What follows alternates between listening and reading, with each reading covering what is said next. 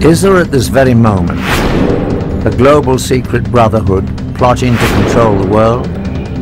Or even worse, is the shocking plan already in motion? Have devastating weapons already been positioned around the world to cause catastrophic results? Can it be stopped?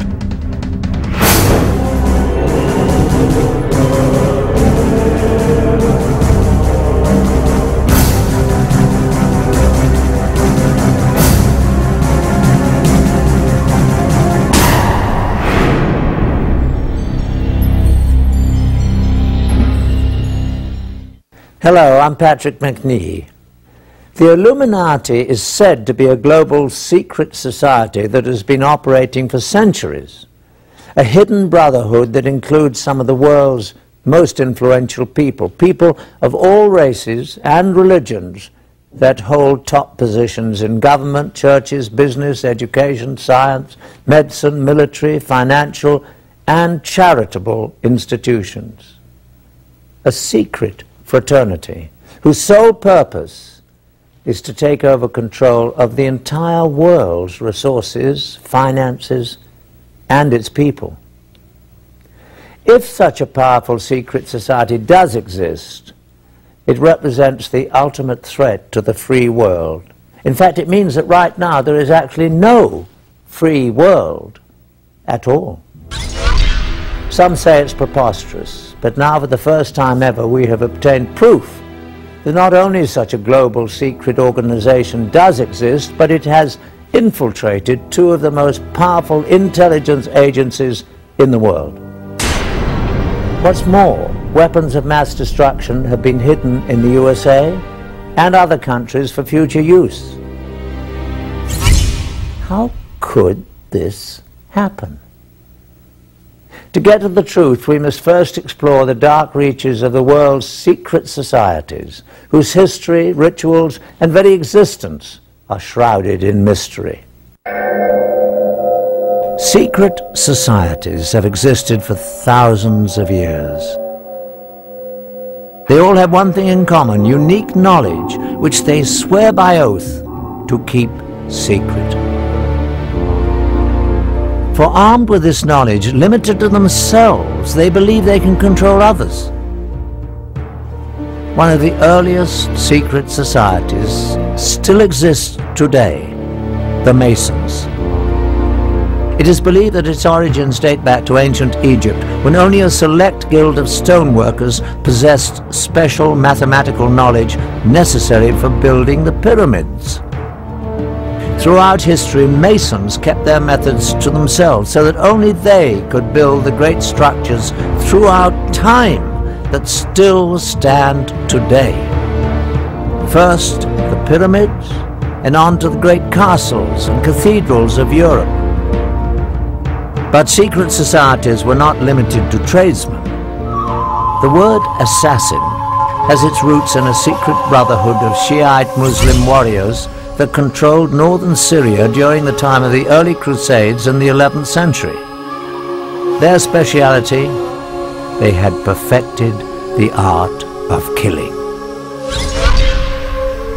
The sect was founded by Hassan-i-Sabah, called the Old Man of the Mountain, who ruled from a remote stronghold.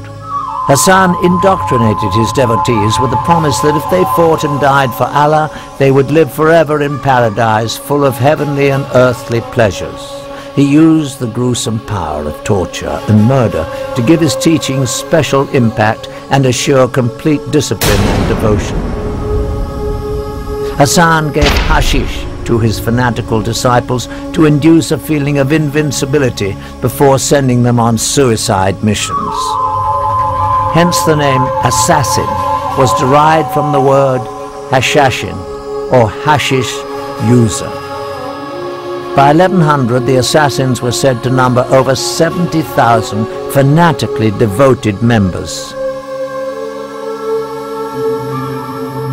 About the same time in history, another secret brotherhood was created, the Templars. The Prieuré de Sion, Priory of Zion, was a chivalrous fraternity created in medieval France with the purpose of preserving the Merovingian bloodline and returning them to the throne of France. Their official headquarters was the Abbey of Notre-Dame du Mont de Sion in Jerusalem. In 1117, Baldwin I, King of Jerusalem, found himself greatly indebted to the priory for their services in helping him attain the throne. In return, the king negotiated the constitution of the Knights Templar as the military and administrative arm of the Priory of Zion. The Knights Templar had been created 10 years before for the purpose of safeguarding pilgrims on the road to the Holy Land. During their time in the Middle East, the Templars had contact with the Muslims, including the Assassins.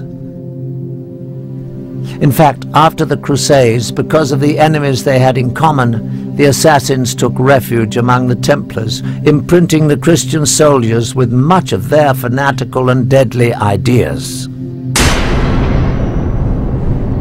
As the Templars developed, they became not at all an orthodox Christian organization. But their secret rituals and doctrine were much more mystical, heretic, and occult-oriented.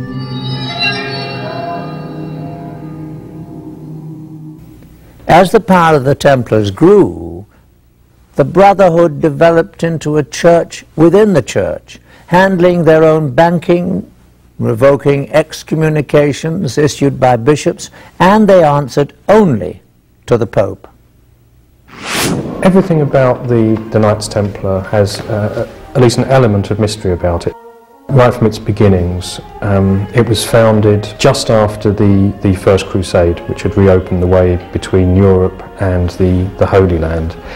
And in about 1118, 9 French knights, all of whom were connected with the court of the Count of Champagne, went over to the Holy Land with this mission, they said, to protect the roads and the pilgrimage routes, to make them safe for pilgrims who would now be able to visit the holy places.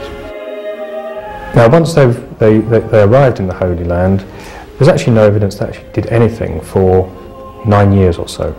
And right from the beginning, there's something that doesn't quite connect, and there's other evidence that this mission of protecting the pilgrimage routes was actually just a cover story. They actually went there for another reason. For some reason, these 9 knights thought that there was something to be found there. There's certainly evidence that they excavated beneath the Temple Mount. Archaeologists have actually found Templar artifacts from those excavations. As it turns out, the Templars spent very little time on the roads at all. Most of their 9-year stay was spent digging out old tunnels under the Temple Mount, the original site of the biblical Temple of Solomon. What were they looking for? The temples of Solomon had long since been destroyed, yet in times of trouble, the priests were known to have hidden religious treasures in secret underground vaults until it was safe to remove them. The Bible tells us that the Ark of the Covenant and other treasures of the temple survived several foreign invasions in this way. Perhaps the Holy Grail had survived in the labyrinth under the temple as well, waiting for man to rediscover its power. Certainly it was no accident that the knights stationed themselves in a mosque that rested on the ancient site. In fact, it was after their stay that they changed their name to the Knights of the Temple, or the Knights Templar. A monk by the name of Bernard, who later became Saint Bernard, was involved in the formation of the Templars. Saint Bernard was involved in deciphering ancient Hebrew text. Bernard, although in many ways a very worldly person, was also very spiritual. In ways that are quite odd for his time, he was very much into the feminine side of religion, very much into the Black Madonna cults of particularly of the south of France, which are very kind of mysterious, almost pagan. He had a great veneration for the feminine, embodied in lots of ways in the Virgin Mary, which was actually quite unusual for his time, and that appears to be the thing that drove him more than anything else.